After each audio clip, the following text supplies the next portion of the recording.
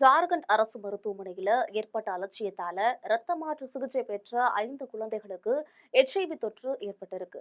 இது எப்படி நடந்தது? தற்போது பாதிக்கப்பட்ட குழந்தைகளோட நிலைமை என்ன என்பதன் முழு தகவலை குறித்து பார்க்கலாம்.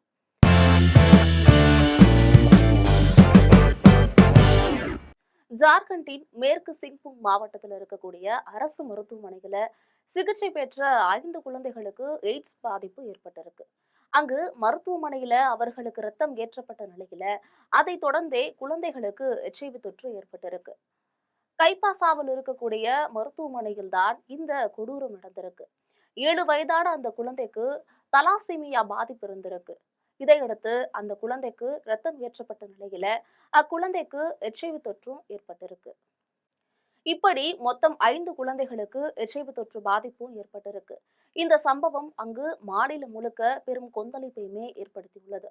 இது தொடர்பாக விசாரிக்க ராஞ்சியிலிருந்து ஒரு விசாரணை குழு சம்பவ இடத்திற்கு விரைந்திருக்காங்க.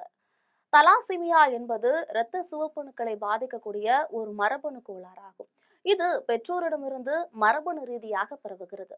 இந்த நிலையில தலாசிமியா நோயால பாதிக்கப்பட்டிருக்கக்கூடிய அந்த குழந்தையோட குடும்பத்தினர் கைப்பாசா சதர் மருத்துவமனையின் இரத்த வங்கியில HIV தொற்றுள்ள ரத்தம் செலுத்தப்பட்டுள்ளதாக கடந்த வெள்ளிக்கிழமையே குற்றம் சாட்டியிருந்தாங்க. இப்புகாரை தொடர்ந்து சுகாதார சேவைகள் இயக்குனர் டாக்டர் தினேஷ்குமார் தலைமையிலான 5 பேர் கொண்ட குழு அந்த மருத்துவமனைக்கு விருந்திருக்காங்க. முதற்கட்ட விசாரணையிலேயே அங்கு பல அதிர்ச்சி சம்பவங்கள் அரங்கேறி இருக்கு. மேலும் தலாசீமியாவால் பாதிக்கப்பட்டிருக்கக்கூடிய 4 குழந்தைகளுக்கு HIV தொற்று இருப்பதும் கண்டறியப்பட்டிருக்கு. ஒட்டுமொத்தமாக 5 குழந்தைகளுக்கு HIV பாதிப்பும் உறுதியாகிருக்கு. இந்த குழந்தைகள் அனைவரும் அதே மருத்துவமனையில தொடர்ந்து இரத்த மாற்று சிகிச்சை பெற்று வந்தவர்கள் என்பதும் குறிப்பிடத்தக்கது. மேலும் இது தொடர்பாக மருத்துவர் தினேஷ் கூறுகையில தலாசிமியா நோயாளிகளுக்கு மோசமான ரத்தம் செலுத்தப்பட்டது முதற்கட்ட விசாரணையில தெரிய வந்திருக்கு. விசாரணையின் போது இரத்த வங்கியிலும் சில குறைபாடுகள் கண்டறியப்பட்டிருக்கு. சம்பந்தப்பட்ட அதிகாரிகள் அவற்றை சரி செய்ய அறிவுறுத்தப்பட்டிருக்காங்க அப்படின்னு சொல்லியிருக்காரு. இரத்த வங்கியில இரத்த மாதிரி பரிசோதனை, பதிவுகளை பராமரித்தல் மற்றும் பாதுகாப்பு நெறிமுறைகளை பின்பற்றுதல் என பல விஷயங்கள்ல குறைபாடுகளும் கண்டறியப்பட்டிருக்கு. இது குறித்து மாநில சுகாதாரத்துறையிடம் விரிவான அறிக்கை சமர்ப்பிக்கப்பட்டிருக்கு. அடுத்து இந்த தொற்று எப்படி பரவியது என்பதை கண்டறிய விரிவான விசாரணை நடைபெற்று வருவதாக மாவட்ட civil surgeon doctor Sudhanto Kumar Maji தெரிவிச்சிருக்காரு. அதே நேரம் தற்போதைய சூழல்ல இரத்த மாற்று சிகிச்சை காரணமாகவே இந்த குழந்தைகளுக்கு தொற்று ஏற்பட்டது என்று முடிவுக்கு வருவது சரியானதாக இருக்காது என்றும், அசுத்தமான ஊசிகள் உள்ளிட்ட பிற காரணங்களாலும் HIV தொற்று ஏற்படலாம் என்றும் மஜி குறிப்பிட்டிருக்காரு. இப்போது மேற்கு சிங்பூம் மாவட்டத்துல 515 HIV நோயாளிகளும் 56 தலாசிமியா நோயாளிகளும் இருக்காங்க. இதனால அந்த குழந்தைகளுக்கு யாருடைய ரத்தம் செலுத்தப்பட்டது என்பதை கண்டறிந்து அவர்களிடம் HIV தொற்று சோதனையை மேற்கொள்ள அதிகாரிகள் திட்டமிட்டிருக்காங்க. இதையடுத்து இரத்த வங்கியில எமர்ஜென்சி முறையும் அமல்படுத்தப்பட்டிருக்கு.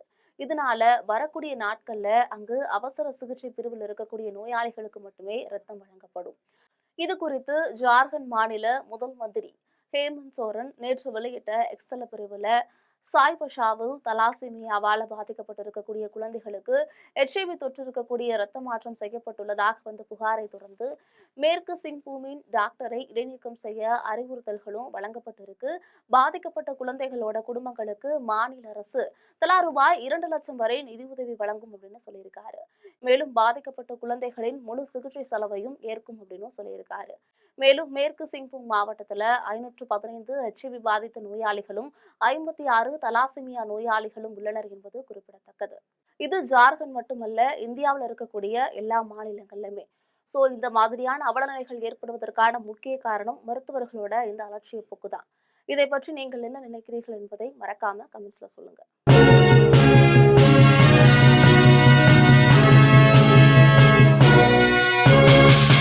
உடனுக்குடன் அப்டேட் தெரிந்து கொள்ள ஜெம் டிவி தமிழ் ஆப்பை இன்ஸ்டால் செய்யவும்.